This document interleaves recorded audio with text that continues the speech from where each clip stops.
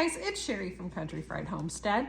I just took a whole bunch of tomatoes out of my freezer because I have about 5-6 bags just like this that are just full of tomatoes. I got too busy in the summertime, just like everybody else. Life gets in the way. You can't always get right to your tomatoes. So what I did was I blanched them all, put them in a freezer bag, put them in the freezer, and they've been there ever since probably mid-August, somewhere in there. And we're now almost to November 1st. We're close, we're in that area. So I brought them out, and the beauty of freezing them is that all of the juice tends to separate from the tomatoes. Not all of it, but a lot of it tends to separate from the tomatoes. So most of my job is done before I even put these in a crock pot or a stock pot to render them down a little bit. I'll probably be using a stock pot because I do have an awful lot of them.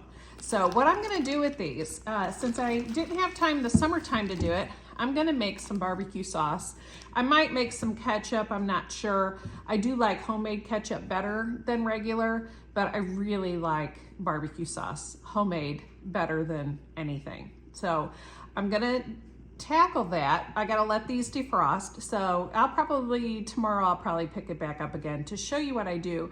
And I'm gonna take you through the whole process, including the canning, because I don't know that I've really shown a video of canning something from the beginning to the end. And I wanna make sure that I do that at some point, and I'm gonna do it with this because I do have so many tomatoes. So hopefully I get a great big stock pot just full of barbecue sauce, and then hopefully I have enough that I can make the ketchup too. So come on along, I'll show you how it goes just as soon as these defrost. Hi guys, it's the next morning and I wanted to show you, I have a lot of tomatoes and a lot of juice. See how they're all nice and separated pretty much already? All I have to do is run this through my strainer. I'll run it through the strainer. I will not save the juice because it's been frozen. It's just not as good as if it were fresh. If it were fresh, I would save the juice and we would drink that. So I'm gonna get busy. I've got about 5 bags, maybe 6 this big. I'm gonna get rid of all of that juice, and then that way I'll be starting off to make my barbecue sauce. I think I'm gonna do that one first. So come on along. Okay guys, I have most of the juice out of my tomatoes. It's mostly just tomatoes left, but they are still whole. No skin on them, obviously, because I did blanch them originally. So what I'm gonna do, I'm gonna put this on my Ninja food processor. I'm gonna put it to the ice crush, and I'm gonna pulse it. I'm gonna let it do it twice, and that's just one complete cycle. I'll show you.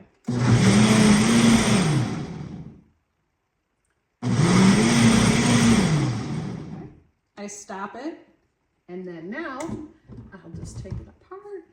And as you can see, I have a really good consistency, pretty thick, considering I'm just starting out with it and I haven't rendered it down very much. So I do leave my seeds in. I have no problem with seeds. I feel like it adds a little flavor. And in order to take those out, it's quite a process, and you lose some of the flesh of the tomato, and I don't want to do that. So anyway, now we're ready for the next step. I will also add 3 1/4 cups of brown sugar. And I do take my brown sugar and smash it down into the measuring cups. So we got that. Next up, I'm gonna add a cup of molasses. Next up is 2/3 cup of Worcestershire sauce. After that, it's 3/4 cup of liquid smoke. Put that in. Okay guys, to my pot of tomatoes, I have 5 quarts of tomatoes to start that's in the pot. And now I'm gonna put 2 quarts plus 1 cup of distilled white vinegar. And that's about 9 cups of vinegar. And that's just your regular white distilled vinegar. And then the best part, 1 cup of honey. Yes, please.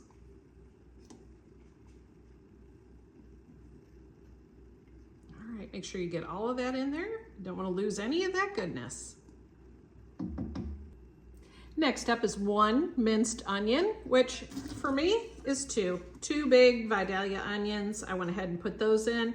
We like onion a lot, so I added a little more, but it actually, I think it called for 1 cup. So I've got about 2 cups at least in there. So remember, cutting up onions, put your tongue on the roof of your mouth and move your tongue back and forth. You will not cry. This recipe calls for ThermFlow. I've never used it. I don't intend to use it. I'm going to just render mine down until it's the consistency that I want to put into my jars. I will know because I've done this a long time, so I'll know what I'm looking for. It's just gonna go on the stove. It's gonna render down. I do have a lot of spices I'm gonna put in here. I'll let you know what they are. Okay guys, for my spices, I have 1 teaspoon of cayenne pepper. I have 1½ tablespoons of ground mustard, 2½ teaspoons of ground ginger. I have 1 tablespoon nutmeg plus 1/2 teaspoon. And then I have 3/4 teaspoon of cinnamon. I went ahead and made that 1 teaspoon of cinnamon. I really love cinnamon in my tomato products. So I'll go ahead and put that in. Now, basically, we just stir this up, put it on our stove, just on a simmer, and just let it go. Let it go for a while, let it thicken up. If you don't want to wait for it to process down, go ahead and use the 1 cup ThermFlow for thickening. Okay, for the rest of my spices, I have 3 tablespoons black pepper, 1 tablespoon garlic powder, 3 tablespoons coriander, 1/4 teaspoon cumin, 2 tablespoons garlic salt, 5 tablespoons sea salt, 3 tablespoons onion, 1/2 tablespoon white pepper, 1 tablespoon chili powder, and 1/2 teaspoon ground allspice. I'll put that in with my mixture and let it cook.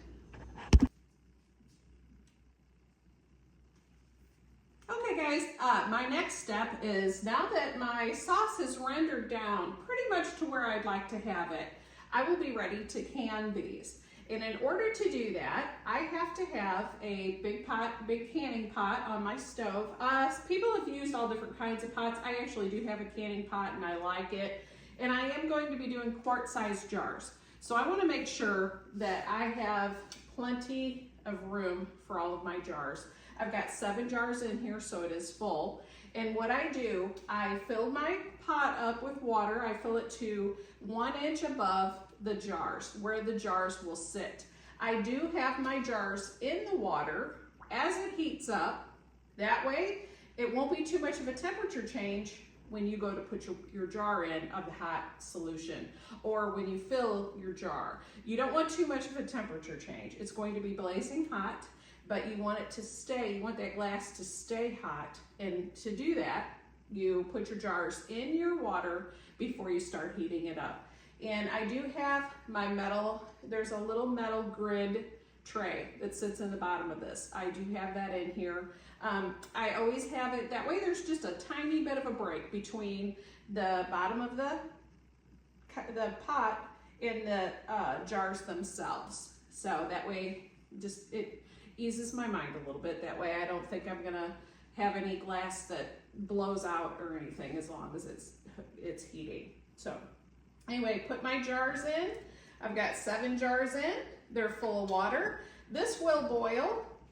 And with having that inch over the top of your jar, that is so when you pull out a jar to add some sauce to it, you'll pull the jar out, empty it, and then set it on your counter, fill it with your sauce, and then put the lid back on, use a little bit of vinegar around the rim, and my lids have also been sanitized. They're ready to go. I boiled those for 20 minutes and then set them out, let them dry, and then wiped them with vinegar. So they're ready to go. And other than that, I just have to wait for my pot to boil. And I'm not looking for a rolling boil. I'm looking for a boil, but not a real super rolling boil, because my water goes to about 1 inch away from the top of my pot. And I don't want it to get out of hand. I don't want to have water boiling over on my stove. So that is our step. We're waiting for this to boil so I can put my sauce in to the jars, and then I will be ready to go. I wanted to show you too, I use a funnel for my jars. Whenever I bring them out and I fill them, I will have this on top of my jar. That helps to keep the lid clean, and it just helps to prevent any mess from spilling over. So very important to have this this, and then I will have a really good sized scoop so that way I can pour in to my jars. So that's it for now. And as soon as this gets boiling, I'll be back and I'll show you the rest. Okay guys, we're ready to go. My sauce looks great. It smells amazing in my kitchen right now. It smells just like barbecue sauce. And I have that completely ready. It's all stirred, thickened to where I like it. And now I'm gonna take my jar, my first jar, out of the water, the boiling water canner. I don't know if you can hear it, but it is boiling. It's at a slow roll, so that's perfect. I don't want it to be boiling so hard that it makes a mess. Now for my first jar, I will pour some of the water out just to make sure that the rest of the jars are still covered. Okay, right there is good, they're all covered. So what I'm gonna do is pour the rest out into the sink, being very careful. Take your time doing this.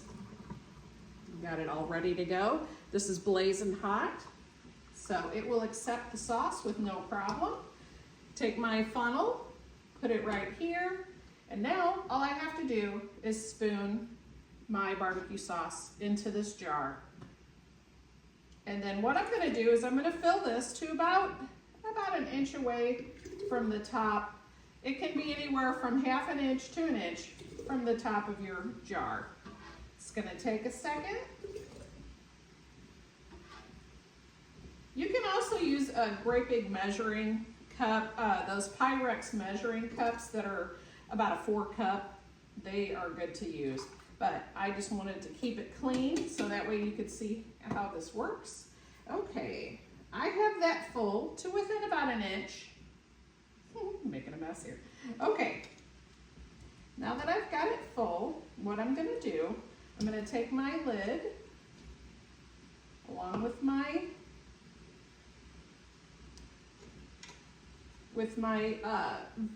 vinegar, my vinegar covered washcloth there, and then I'm gonna wipe the rim, and I did re-wipe the rim of the lid too. Put that on, do it screw tight. Now what I'll do, I will take this, got a little bit of a mess there. I'll take this and I will put it right back into my pot. And that one is done. I will not start timing this until I have these all full, and then I will start timing it for 20 minutes. Now as I pull this one out, I'm gonna take just a little of the water to drop in. I wanna make sure that the jar that I just put in is covered with water. The rest of it I will pour back into my sink, taking my time.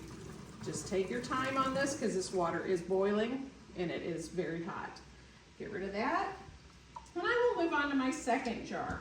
I will fill this jar the same as I did the first jar, and then I will fill the rest of my jars, put them in, making sure that there's a little bit of water over the top of all of them. And then I will start timing it for 20 minutes.